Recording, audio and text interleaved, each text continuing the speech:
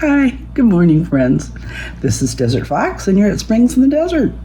If you're new here, thank you so much for joining us, and I hope you like what you see. And if you're returning, thank you for returning. Good to see you. Anyway, today we're going to talk about stuff that's been going on in my garden. We're going to have some photos from October 28th, and then we're going to have another set from November 14th to show the progress.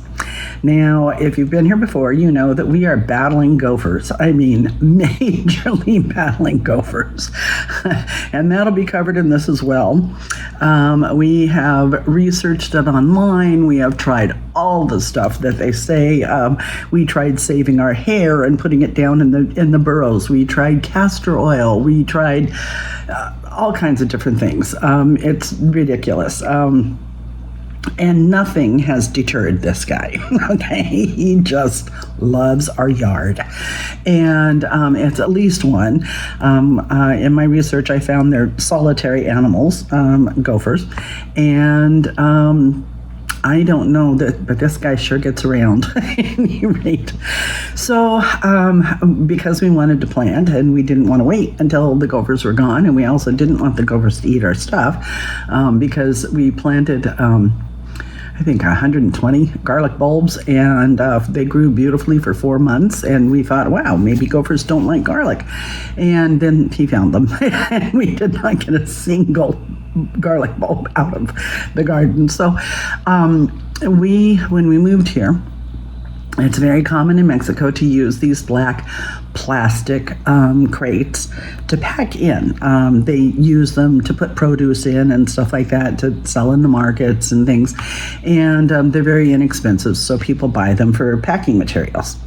And since we moved here a year ago, last April, we had a lot of these boxes hanging around.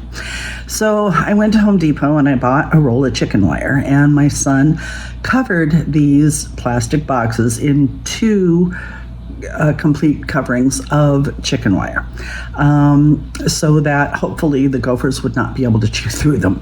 And then my poor son again dug holes to put each of these boxes in, and then we put fertile soil and compost and mushroom compost and, various things, bone meal, blood meal, inside them to make the environment inside really good for our plants and hopefully keep them away from those little gnawing teeth.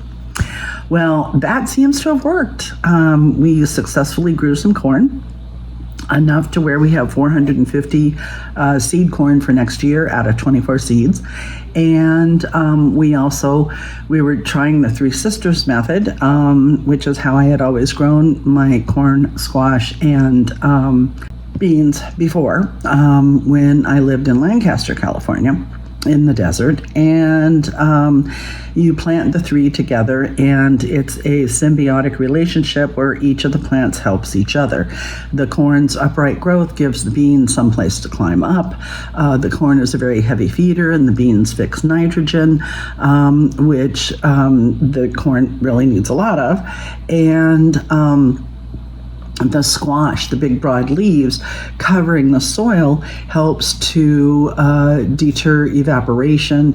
It also suppresses weeds so that you don't have to weed as much and stuff like that. So I had always grown those 3 together, and just before you plant, you put a fish underneath it, and that's the fertilizer, okay?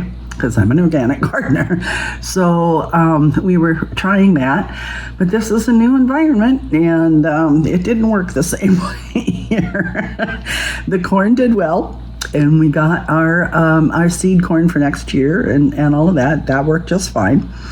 But the squash, I was using Fairytale Pumpkin, and it just didn't seem to do anything. Most of the plants that we put in perished. Most of the bean plants that we put in perished. And what we didn't realize was that we had a bunch of grasshoppers in the backyard, and the grasshoppers were eating them, and they were eating them so completely that they were literally pulling the stems up and eating the roots as well from inside. So, and that happened. At first we thought it was the Gophers, but it was inside the boxes, and we saw it happen in our raised beds in the front yard as well. So we finally figured out it was the grasshoppers, and since then we've gotten some BT to control the grasshoppers, because that's an organic method that we can use. But I'm going to show you these pictures and show you what we're doing. Well, I'll get into that later. I'm going to start out with a little video of a nice friend that came and visited us on my front door screen edge. We were afraid to close the door because we were afraid we'd hurt the little critter. And I don't know if you know, but praying mantids are really good for your garden. It shows that you have a good organic ecosystem, and they eat aphids and a lot of the pests that bother your traditional garden plants. So there's something that you definitely want to encourage to be in your yard. And I used to buy mantid egg cases every spring and put them out in my garden to make sure that there was a good supply of mantids. I also added ladybugs so that they would eat all of the bad pests, and I didn't have to use pesticides. So we'll go to the intro, and when we come back from the intro, you'll see my little friend on the screen door.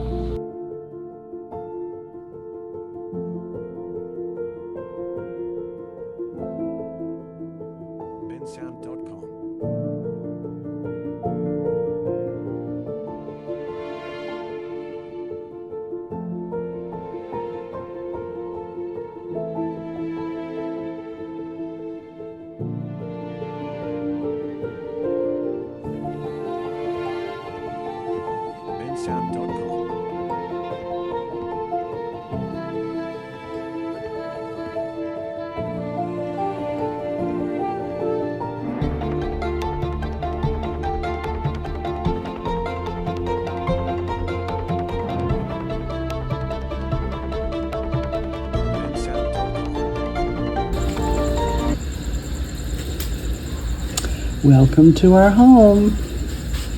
You're always welcome in my garden, and I hope you have lots of babies. Hi, friends. Okay. So isn't he adorable, right? I mean, okie dokie. Maybe it's just me. Anyway, the first photograph is of one of my raised beds, and last spring I had a big old spaghetti water pan, that you boil the spaghetti in, and it somehow developed a leak. So I turned it into a pot, and we put some basil seeds in there, and it did really well. And all of my little 4-inch pots that we had done the squash and beans and corn in for the Three Sisters method, they were all just there with little bits of dirt left in them, near the plant. And it went to seed, and we now have like 100 wonderful basil plants. So this is just the beginning. That biggest one actually grew in that location from the seed, and the others are little transplants. And there's a couple of rosemary plants in there as well. So that's what one of our raised beds is doing right now. The next one is showing 2 yellow crookneck summer squash and 2 black beauty zucchini, also summer squash. I have to really rethink the seasons here. I talked to the locals, and they say that they remember their grandparents planting their squash in October. So we tried planting our squash in October to see what would happen. And we still don't exactly know what's going to happen fruit-wise. You'll see the results of our pumpkins in the backyard later on in this slideshow, I guess. But this will be the first time that I've tried it with the zucchini and the yellow crookneck squash. So we'll see what happens. But they are blooming. You can see in the left-hand upper plant, you can see the beginning of bloom buds there. They are blooming profusely, and they're larger than that now. And so I expect there will be a harvest off of it. You know, we're still in the 80s, mid to high 80s, and it is November 15th. So, you know, Sinaloa is a warm place. The next slide is my horseradish. Because we have been having the gopher problem, I'm not putting anything in the ground, and obviously horseradish root should be in the ground, so it's struggling along, but we're keeping it alive. I've had it for a year and been afraid to put it in anywhere. It was a really small pot, and it's graduated a couple of times. So I want to show you the difference that a day makes with our grasshoppers that I was mentioning. This is one day, same plant the next. So the grasshoppers just went nuts and ate a whole bunch of leaves, and that's when we discovered what the problem was, and we were able to take care of it though, so they're happy again. The next slide is an experiment. Those two little pots, the blue and the pink one in the front, we took seeds from lemons. We haven't been able to find lemon trees or bushes to buy here to plant. Other things we're keeping in pots. They're to the left. There's an avocado tree, there's a lime tree, there's a mandarin orange, the tangerine, and there's a Valencia orange as well, which we have in pots, and they just graduated to bigger ones until we can solve the gopher problem, or we're going to bury cages for their root systems at the very beginning using field fence. And by the time the trees are big enough to where the root balls are getting out of the field fence, they'll be able to fend their own. So at any rate, those two pots, the blue and the pink, are experimental lemon tree plants from seeds from lemons that I brought back.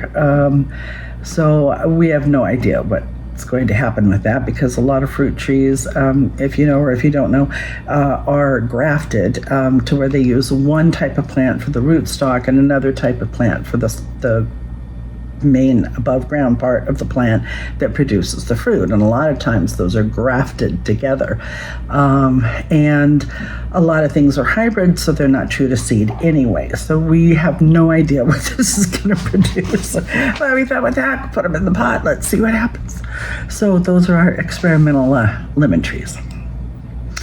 Now we go to the gopher problem, and this is looking out the window into our backyard, and that is Tonito. Tonito I have known for almost 20 years, and he's trying to get rid of the gophers for me. There's a little tube by his right hand, and that it was originally filled with 20 different tablets, and the tablets are supposed to be put in the most recent burrow of the groundhogs, and when it hits just even the moisture from the soil, it produces a gas and is supposed to kill the gopher.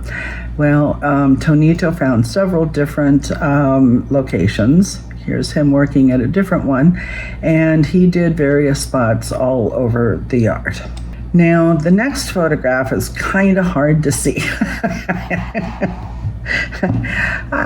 I wanted to grow rattlesnake beans, which is the type of bean that I was trying to grow with the Three Sisters method, with the squash and with the corn, okay? And I said they perished, but I didn't say why. They were the first grasshopper victims, and in the backyard. And because it was the backyard, so we weren't seeing it all the time as commonly as we do the front yard, we didn't realize that that's what the problem was. So out of my entire packet of rattlesnake seed, I ended up with one plant. One plant I had planted in the back with the corn and the squash, and I had 4 seeds left in my little seed packet in case those didn't come to fruition, because I've mentioned before, but I buy heirloom seed, and if you buy it once, and if you're clever, and you mind your P's and Q's, you never have to buy that variety of seed again, as long as you just let the plant produce enough seed for the next year. So I put those 4 seeds in little towers in raised beds in the front yard, and that's when we figured out the grasshopper problem, after they ate the horseradish and we actually saw them on the horseradish, and then we're like, oh, you're what's doing this. We thought it was those little green cabbage worms because we had been finding them for a while, but we were removing them manually, and we were using a soapy water mix, to keep them off mostly, and some garlic. And we had pretty much eradicated the worms, we thought, and so we were pretty shocked when that plant just went down to half overnight. But at the same time, they ate our 4 little sprouts. So I didn't have a single seed left from the rattlesnake, and this one plant survived in the backyard. And in the corn, you can see 2 leaves that are next to each other. There's 2, 4. There's 3 sets of leaves. That 7 or 8. Well, if you really look carefully. At any rate, the next photograph shows our one single flower. That one single vine. So I told my son, I said, dude, okay, it's not what we were expecting, but, let's roll with it. Let's see what we get. Let's see what happens. And this is what happened. We have a pod which has enough seed in it to start next year's vines. So, what I thought was a complete loss. I don't get anything this year, but I'll have rattlesnake beans to plant next year. So that was a plus. Okay, the next photograph. Our pumpkins did absolutely nothing through the entire early, late spring, summer. I mean, nothing. And they just did not like the heat, and they did not want to crawl out onto the ground because the ground was just so dang hot, but when it started cooling down a little bit and the days started getting shorter, it started blooming and really doing something. So here we have one little baby fruit, another little baby fruit, another little baby fruit, and even a second vine finally appeared in one of the other corn boxes. And so it is starting to flower and do things as well. And this picture is of the largest of the 2 vines, the one that was just kind of hiding in there and decided to explode when it started getting cooler. And this is what they look like today. The first pictures of those little tiny bulbs was October 28th, and this photograph was taken on November 14th. So that's one of them, that's one of them, that's one of them, and there's quite a few more. So we're really excited about that, and that's totally awesome. Now the last photograph that I'm going to leave you with are Gopher Hills. So tune in next week. Same bat time, same bat channel. And we'll see whether we've gotten rid of the gophers or not. At any rate, you guys, thank you so much for being here. And if you like what you see, of course, give me a thumbs up. That would be wonderful. And subscribe if you want to see more, and click that icon bell so that you're notified when I load any more videos. And we're coming out with new content twice a week. And thanks for being here. Have a blessed day. Toodles.